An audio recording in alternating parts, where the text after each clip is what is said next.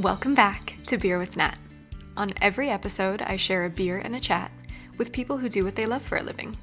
They work in the beer industry. Today's guest is Brigid Simmonds, Chief Executive of the British Beer and Pub Association, a role she's held for the past 10 years. We talk about the many different aspects of Brigid's role, her previous work experience, and how she got to the role she's in today, the accomplishment she's most proud of, and a whole lot more. I will note that as Brigid represents many member breweries on behalf of the BBPA, she admitted it would be a bit too tough to pick just one beer of choice. So we skipped the beer this time, but there's still plenty of chat. Here she is. So the British Beer and Pub Association represents over 90% of the brewing of beer in this country, and our members own 20,000 pubs. And the synergy between the two are that in a pub, 7 out of 10 alcoholic drinks sold is still beer. Mm-hmm. And by tradition and historically, a lot of our brewers have owned pubs. But we're a very mix of membership. We're small and we're family owned and we're very big in some cases. Mm-hmm. We've only got 60 odd members of a reasonable size, but we're open to everybody. And we also provide a lot of information to all. So any licensee can look at our website. We provide advice and guidance. Mm-hmm. And then what's your role at the helm of the BBPA? So my role, as you rightly say, I've been here 10 years later this year. I'm the Chief Executive. I've got a team of 14 are based here and one is based in Scotland. Mm-hmm. And our role is about protecting the industry. So a lot of it is about legislation, regulation, making sure we're not being overburdened in terms of tax. Mm-hmm. And some of it is about standards. So we want to be the best brewing industry, and we want pubs to be the places that people want to visit. And what does a typical workday look like? I can't imagine you have one, but maybe talk me through a few of the things you've been up to. I absolutely don't have typical working days. So today I went to an executive meeting of the Tourism Alliance, of which I'm a director. Mm-hmm. And then I've been here for the rest of the day, and this evening I'm going to the Publican Awards. I do a lot of travelling. Yeah. I do quite a lot of public speaking at various events. So we had a wonderful event for apprenticeships in the House of Commons last week, and I got to talk about why apprenticeships were so important to our industry. I would be going up to, I went to Manchester, I drove to Manchester and visited one of our members, Joseph Holt's, and their brewery, which is great. I love getting out to see people. Mm-hmm. I then drove off to Scotland and went to our Scottish Beer and Pub Association meeting. So most of it is short haul. We're also active members of Brewers of Europe. Mm-hmm. But being out and about and promoting the industry is a very important part of my job. Yep. And then, of course, the campaigning and policy side is hugely important. What interested you in that role initially? Well, I didn't really know anything about beer, and I remember when I was interviewed, I was asked lots of questions about marketing beer, and I thought, oh gosh, they'll never employ me on that basis. And I remember the headhunter saying, well, don't beat yourself too much, they'd actually like to offer you the job. I did know quite a bit about pubs and about legislation. I'd been involved in the Licensing Act in my previous role, and in promoting the wider leisure and hospitality industry, which actually I think is an important background. But I also have this strong interest, and I've done a lot of voluntary work in sport. And I often say that pubs are like sports clubs. If you're not careful, they will close, and they're really important to local communities. Okay. That is really interesting. All right, well, I'll run through your career from what I've read, and you can either add or correct as we go, but you have had quite a varied career, which is also why I was interested in speaking with you, to understand how different people come to the beer industry, and knowing that you can bring transferable skills from other roles. So you did an 8-year short service commission with 2 years doing PR for the Ministry of Defence, then moved into a PR and marketing role at an architecture firm. And then you became Chief Executive of Business and Sport and Leisure, so a trade body that's similar to this, but focused on sport, leisure, and hospitality and tourism. Then eventually you were appointed to the board of Sport England, and then also as a non-executive director of Leicester City Football Club. So you have had quite an interesting career. That is so cool. So I won't ask you to go into every role, because then we'd be here all day. But can you let me know sort of how you got from one role to the next, and what skills you've brought with you to the role you're in now? I've always been passionate about sport, and I'm passionate about developing people through sport for life. And when I left school, I wanted to do something that would allow me to continue to play sport, tennis. I also run. not to any great level, but it's important for my lifestyle. So I joined the army. I had an 8-year short service commission. I was stationed in Germany. I went to Hong Kong where I met my husband, who was in the Navy, and then I came back and did 2 years in the Ministry of Defence. And at that stage, women couldn't stay in the army and have children. So I decided that was the time really I needed to leave. And because I'd had experience of doing public relations, I went to work for a firm of architects who designed sports buildings and big leisure complexes. So there's that link. That job came to an end in the recession, and I just had my first child, and so I was asked to set up Business in Sport and Leisure, which was an umbrella body rather than trade association. So it was a range of, at one stage, 120 companies. And it was in the days when trade associations really didn't do lobbying. So I moved from the PR to what you would call public affairs, which is working with politicians. And I love working with politicians. I love influencing national debate and national policy, and I did that with BISL for 17 years. I have 3 children. They were growing up. I ran the company from home. Then that rather came to an end, and I was headhunted to come here, which is interesting because they'd certainly never had a woman running the British Beer and Pub Association, and it's quite a male industry. My council and board indeed are male, but men. But that's never really concerned me. I think it's about the best person for the job, and I really enjoy it. I love it here. Yeah, and I did notice with yourself and with Kate Nichols at the head of UK Hospitality, it's really great to see that we've got 2 women in very senior roles in terms of lobbying and policy in the beer and pub industry. It is, and I think there are a lot of people I've worked with across the political spectrum. I'm very apolitical. I want to work with politicians who will want to work with us and can achieve change. And I still keep in touch with many of them, and I enjoy going into Parliament every time I go down to Westminster. Yeah, it's a world I know nothing about, so I'm keen to ask you more about what that actually looks like. But before we get too deep into that role, why the BBPA? It seems then that the role came to you. Is that right? Did you have an interest in beer? To me. I was ready to do something that was bigger as an organisation. It was the right step up for me to do it. I could only possibly work in an industry where I really supported what they do and the product, and I really supported pubs from a community background, and I really support beer because it's relatively low strength, and I like the fact that I can drink beer at an event, as I indeed will do this evening, and without eating, and the fact that it's lower strength and there's a lot of interest in moderation, that is really important. I think the other great thing about the BBPA, it's a British industry. 82% of the beer that we drink here is brewed here. You've got wonderful family companies up and down the country who've been there for 100 years. They do so much for their local communities, and that to me is really important. When you're brought up, I was brought up in a vicarage, my father was a clergyman, community and all the things that you can do in communities is vital, and the pub to me these days is about loneliness, it's about people getting together, it's about intergenerational contact, discussion. It's great, and it's something that we need to preserve. Yeah, that's a great point, because in all of my interviews, I always ask people what they love about being a part of the beer industry, and I tend to not broaden it in that sense to the beer and pub industry. Yeah. And as it's in the name above the door here at the BBPA, it is a really good thing to keep thinking about, not just the beer itself, the product, but the pub and what that sense of community is that beer is creating, and how we're bringing people together. So did you need to learn about beer then for the role? Did you have some experience with beer? How did you familiarize yourself with the beer industry? I did need to learn. I mean, I go out and visit a lot, so I can't tell you how many breweries I've been to. But I'm sure if you had a count now, we should do a tally here. I don't need to be the beer expert, and in fact, I can't talk about individual beers as such. What I can talk about is promoting the category. And that's the important part of my role, really, in the brewing industry. I mean, we do have campaigns here. Well, I'm sure I'll talk to you about Long Live the Local. We had one before that, which was called There's a Beer for That, which was about touching beer and food. But I don't need to be the expert. I need to be the person at the helm that steers the ship. Yeah. And hopefully that's what I do. That's a very good point. During this process, as you've gotten to know the beer industry better, have you found a favorite style or a favorite beer that you enjoy?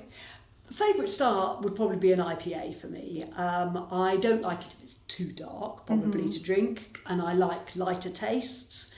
And I like beers. I'm now increasingly drawn to some of the non-alcoholic beers. I think there's, as people go into the pub and they don't want to drink, I think that's a great change in style, but you still want something that tastes different. It takes you away from what I would traditionally have always had said, I'll have a lime and soda. And I think this lower strength, when you want less alcohol, is going to be part of our future. And pubs offer so much more now. So one of the changes that I hope I've made while I've been here has been about pubs being seen as part of the hospitality and tourism industry rather than being part of alcohol. And if you think about it, since the smoking ban, we now have serve a billion meals a year in pubs. We've got 50,000 bedrooms in pubs. Wow. If you ask tourists from overseas what they want to do when they visit the UK, third on the list are to visit a great British pub. 7 out of 10 visit a pub while they're here. So pubs are part of not only their local community, and people really care about them. I often say if you don't use them, you're going to lose them. But they're important as an icon. I think it was a French Prime Minister who once said, when asked what he would most like to export to France, it was the Great British Pub. The experience that we have here of a pub is very different to a bar anywhere else in the world. Yeah, that's very true. And when I try to explain to people back home in the States the difference between a bar and a pub, it's almost, you know it when you feel it. Yes. When you're in there, it's very, very difficult to explain, but there is something about a pub that is automatically cozy. You feel at home, you feel welcomed and warm. Exactly, and I think 27% of the population, one of the important things is they knew the name of the licensee, and the licensee reaches out to them. You don't get that if you're sitting in a coffee shop. That was actually my next question for you, because on your Twitter, your bio says you're passionate about sport, hospitality, and tourism. And of course, the sport part makes sense with your previous role. Hospitality covers the pub industry more broadly, but that was the piece for me. How would you explain the beer and pub industry's role in tourism? And it's something that I don't think most people think about, but you've really clearly nailed it there, that people are looking for this experience when they come to the UK. Yeah, exactly, and they're looking for something that's good value. Your pub bedrooms are wonderful. I try and stay in a pub when I'm travelling around the country, and they're part of an experience. And these days, when we're looking for experience and going out, the pub is definitely part of that. And I think that's why pubs are doing well at the moment, because they don't offer something that's the same in every town up and down the country. They offer something that's unique. If you look at the 48,000 pubs that we have, 80% of them will be run as small businesses, whether they be least intended or dependent small businesses. So they are very different to each other. That's one of their attractions. And I know there has been, of course, a lot of press coverage of pubs not doing so well. So you say that they are doing well. What is it that makes you feel that they're doing well, or what are the good examples? We're still closing 3 pubs a day. Wow. So but I don't think we can keep every pub open. In some cases, the pub is just in the wrong place and it's changed. And we are opening some new pubs, and some of those new pubs would be bigger in terms of square footage, some ones that we're closing. So we're definitely a sunrise industry, not one where the sun is setting, but we're still closing them, and the reason we're closing them is because of high tax and over-regulation. And it's almost, because we've raised the profile of pubs in the national thought process and in the eyes of politicians, they think about pubs. And I often say regulation is the opium of the politician. They almost can't stop themselves from regulating. It's almost that double-edged sword. You've raised the profile. Oh, exactly. Great, something new to tax and regulate. So my role is to try and stop government from doing that. Okay. So we want to celebrate it and support it without overburdening regulations. Yeah. We've talked a little bit about your travel. So again, as I was preparing and looking through your Twitter, you were in Belfast, special place in my heart. That's where my family's from, for a hospitality event there. Then you were visiting Kirkstall Brewery in Leeds, and then you're at events all over London all the time. So how important is it for you, and in terms of, I suppose, getting to see what's happening across the country? Why is that important to you in your role? I think it's partly getting to see what's happening, which is vital, but I also think networking to me has always been really important. I have a very wide network in all sorts of walks of life, and you need to keep that up. So I was in Belfast with Hospitality Ulster, who work very similar organisations to us. We have a memorandum agreement. We work very closely with the DUP when it comes to beer duty, and Colin, who runs Hospitality Ulster, is great, and I'm very keen to support them. I went to Kirkstall Brewery in Leeds at the request of the local MP, Rachel Reeves, who happens to be chairman of the Bay Select Committee, so an important politician to us. That again was a really good visit. I was last week out at East London University. I was asked to go and speak to students who have been set a particular part of their degree looking at pubs, and it was fascinating. I went and did an hour's question and answer on what pubs were about, why people go to pubs, what the problems were facing them now. They've now got to write it up and provide a presentation. So getting out and talking to people about what is the real issues for beer and pubs is absolutely vital to the success that we may have with any campaigning that we do. Yeah, that's a great point. It's something for me that, as a very passionate beer drinker who likes to drink beer, visit breweries, visit pubs, I couldn't really say what the issues are other than beer duty, and I hear a little bit about business rates. So as someone who loves beer but doesn't really know the issues, what is it that you want us to know about? Well, in many ways, that was why we started Long Live the Local, because the industry understands what the issues are. Politicians did some of it, but you need consumers to understand it as well. So we pay 40% of the total beer duty in the whole of Europe.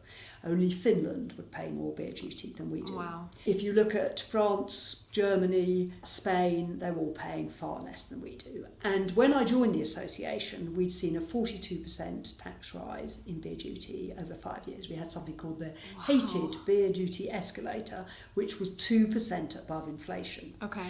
And we pay every year, the Treasury writes into the public finances that beer duty will go up. It's inflation. So that will probably cost, as inflation is at the moment, over 100 million a year. Wow.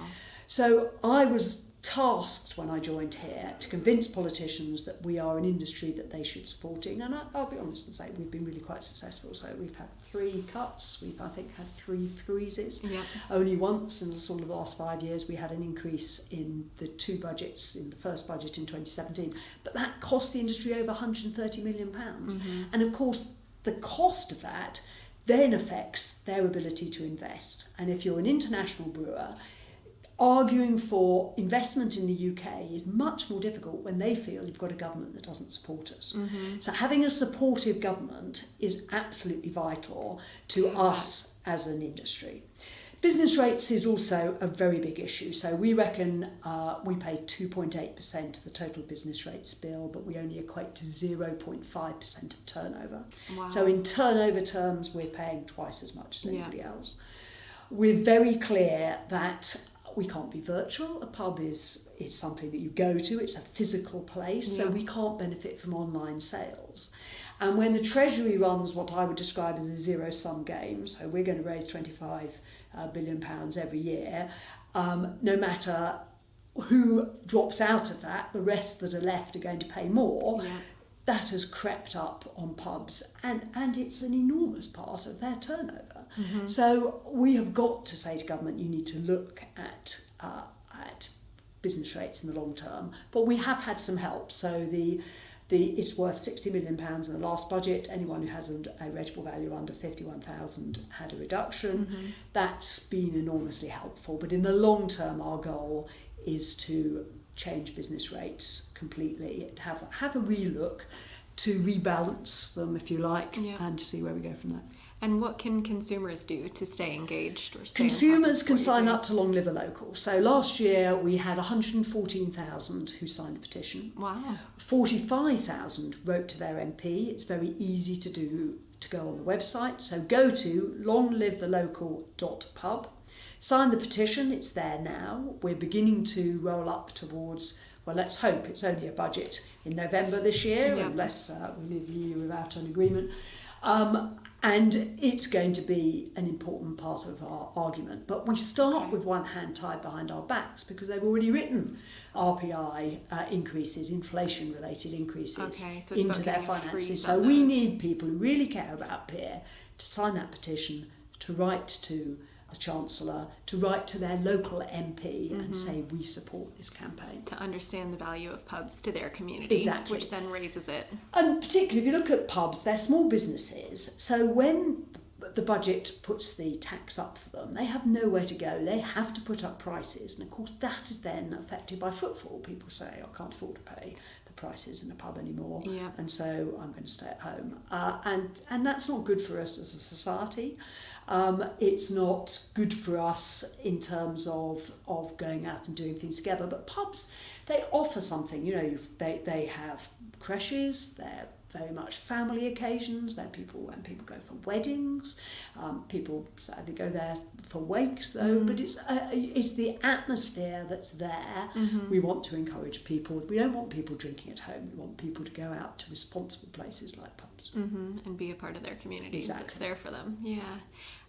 We'll talk a little bit more about Long Live the Local, but I wanted to ask, is there anything else that your team does here that you want people to be aware of that we wouldn't know besides your campaigning and policy work? There's a lot of support that I think we offer behind the scenes. So if I was to use sort of one example of that, it would be about deliveries of beer and about the whole supply chain. So when they put in the cycle lanes, for example, in London, we had to have a lot of discussion with TfL because they hadn't thought Transport for London about how you deliver beer over those lanes. Oh my goodness, I never thought about And we had that. to develop a whole protocol with the wider industry Yeah. to see how that would work. There's also a big issue about casks, kegs. How do you recover them? Where are they? We have a whole system that brings the industry together that looks at things like that. Then we'd also do a lot of work around pub retailing. How do we help pubs be better? One of the big Brexit issues for us is about people. We already have 24% of people who work in pubs are from overseas, 17% from the EU. We're already finding it difficult to recruit.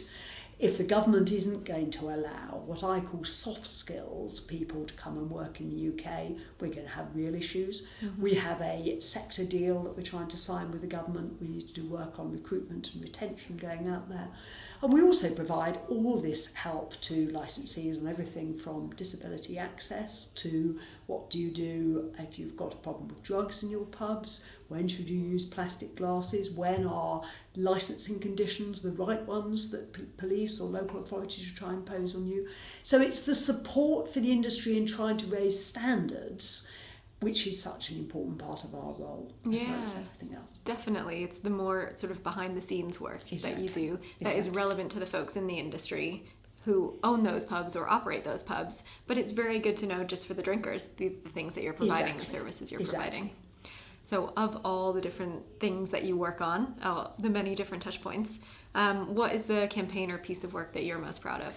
It probably has to be beer duty. I think when I started, lots of people weren't at all sure that this was possible. One of the things that we've had to do, and it's not only about BBPA, it's working with other organisations. So getting Small Brewers Association, SEBA, getting CAMRA, the Campaign for Real Ale, working with us, getting all our members doing things. So last year we distributed 100 packs, or it might have been 1,000 packs to different pubs up and down the country, so that they could help their consumers understand it. And I went into a pub in Manchester the other day, and the licensee said to me, "The great thing about this is that customers don't understand why we put our prices up.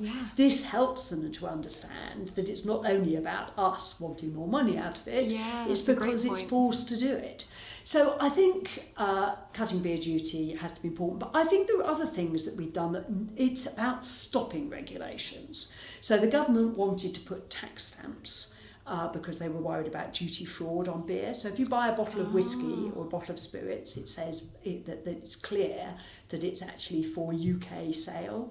They wanted to do it for beer. Oh, it would have been an absolute nightmare. It would have cost millions of pounds. You've got far more bottles, bottles, cans. How on earth could you have done more? Would it affect our exports? We persuaded the government there was a better way doing those things. So stopping regulations, getting longer opening hours, which we managed for the Royal Wedding last year. We've managed to do it with the World Cup, is again something that stops people having to pay for temporary event notices to open later.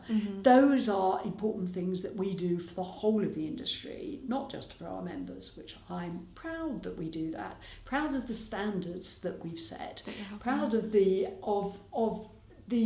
whole perception of the industry, which I think we've changed. Yeah, looking back when you first got started 10 years ago, what are some of the things that you think have changed? Is it that sense of not seeing pubs associated with alcohol, but seeing pubs associated with community? And with communities and with hospitality and with tourism, I think it's important. But also celebrating what is a great British industry. We know not only does it support 900,000 jobs in this country, but it supports 20,000 jobs in agriculture because of malt and barley. It supports the hop industry. We had a wonderful publication called From Grain to Glass, which we worked on with the National Farmers Union. That's the sort of thing that we should be celebrating. It is our national drink. Getting embassies around the world to serve beer is actually quite an uphill struggle, but we try very hard to do that, partly because beer is heavy and there's a timeline, you've got to export it. You can't say to me, could I have beer in Singapore, British beer in Singapore tomorrow? That's a good point. Time.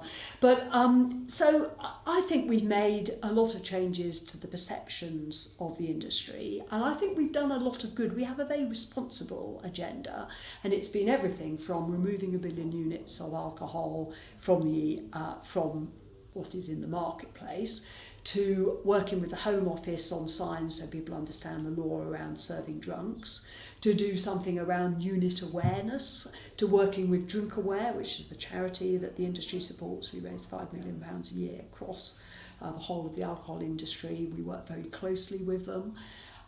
We have to be seen as that sort of industry. I think we've moved our reputation on in a long way.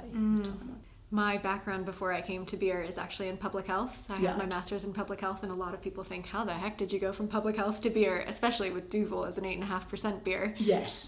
So hearing you celebrate some of the public health precautions almost that we have in place to make sure that people are enjoying responsibly is a really important part for me. And I'm extremely lucky. I've got a great team here, from scientists to people who really do know about beer, from a communications team to policy support is absolutely vital to everything we do. And I said to them the other day, because we had a very short lead in to Long Live the Local last year, and every time I talked to the Chancellor it was, well, have you found 25 billion that I can pay for the NHS? Oof. And I said, it's much more than the sum of the parts. This team has achieved that in what we did last year, which was totally unexpected. Everyone thought there was going to be a rise in GDP. Definitely. And actually we got a lot of other support. We got the help with business rates, we got greater capital allowances for new build, we got an improvement in investment allowance, we got a review of small brewer relief, we got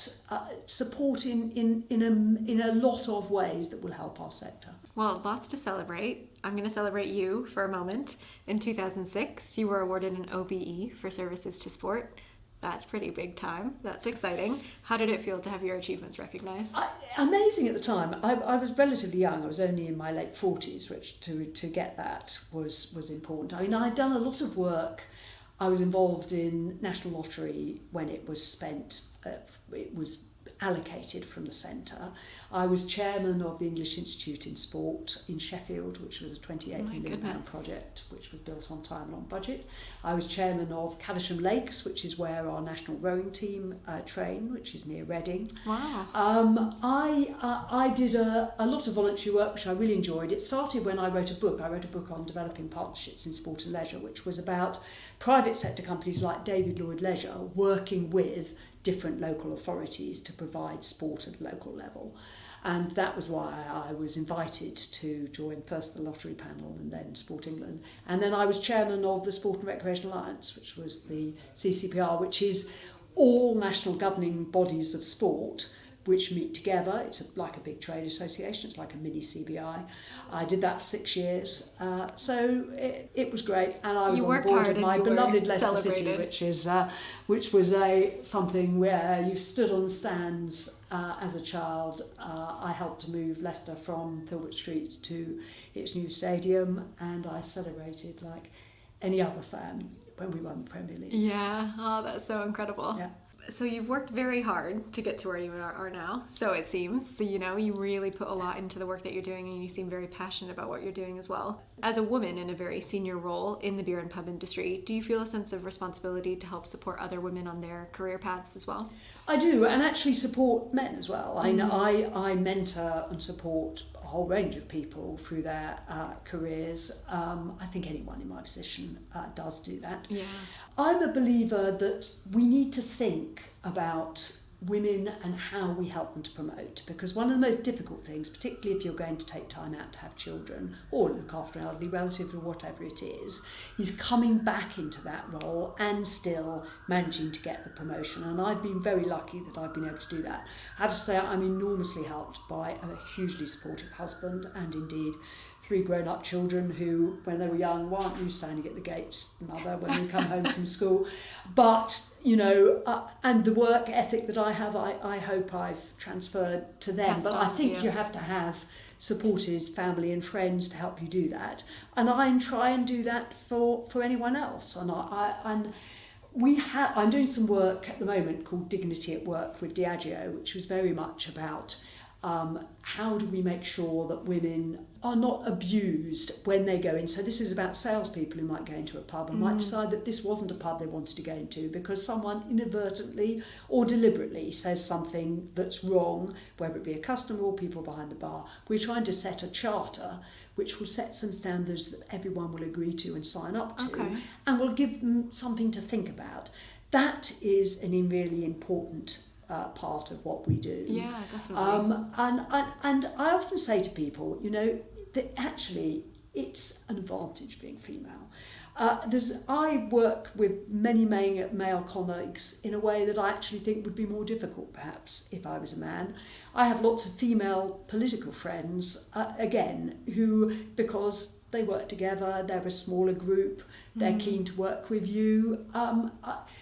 I actually think being a woman in a male world is absolutely acceptable, and I've never, certainly in this role, had anything other than respect shown for what I've done and what you've achieved. Yeah, and I think just getting out more stories like that everyone's welcome, everyone has the same opportunities to achieve. Come on in and show what you've got, exactly. You know, and do what Absolutely. you love.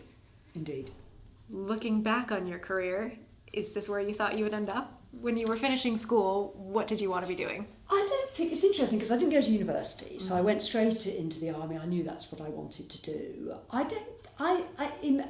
Didn't really have a view, except I knew I had as I said, my father was a clergyman. My mother, to be honest, could have been a general if, from generationally, both my parents served in the Second World War. Wow. She was Women Auxiliary Territorial Service, the forerunner of the Women's Royal Army Corps that I joined. She was hugely well organised. She did a lot in her local church.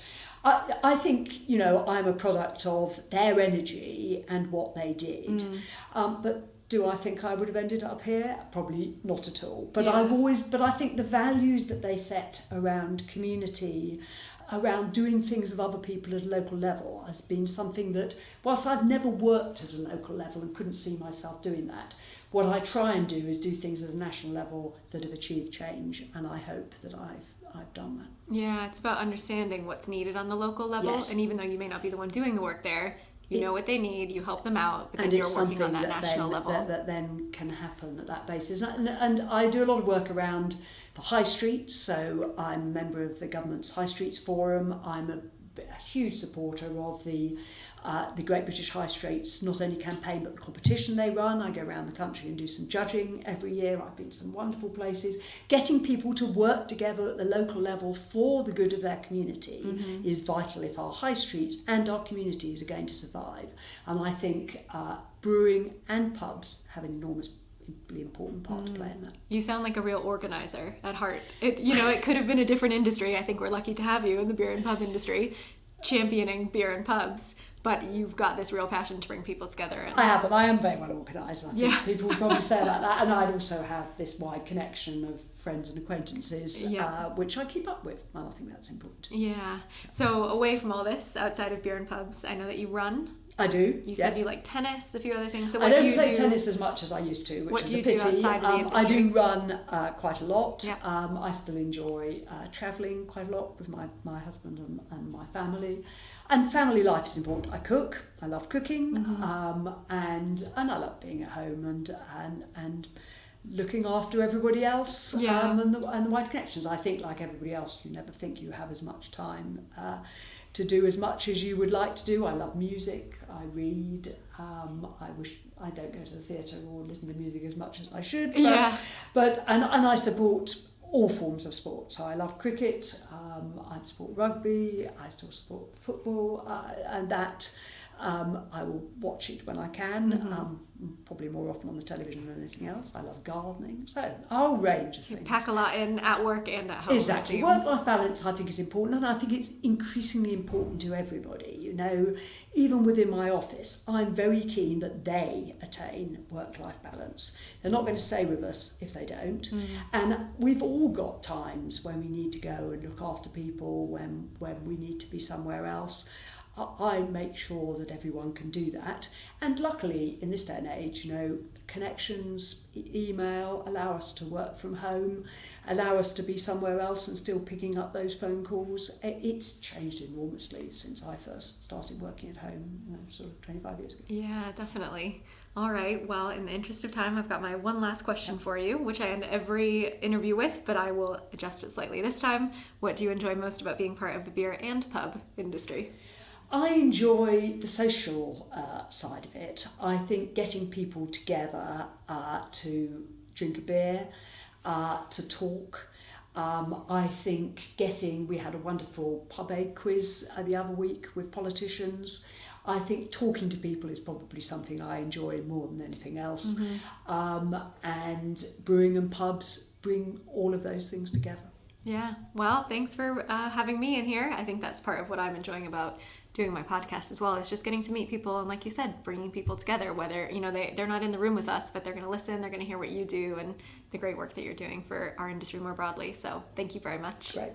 Thank you very much indeed. Thanks again for your time, Brigid, and for educating us all a bit more about the issues that matter to our industry. Up next, Beer with Nat hits the road. I headed to Dublin to chat with Francesca Slattery, Overseas Manager for the 5 Points Brewing Company. Check back next week for that episode. Chat soon.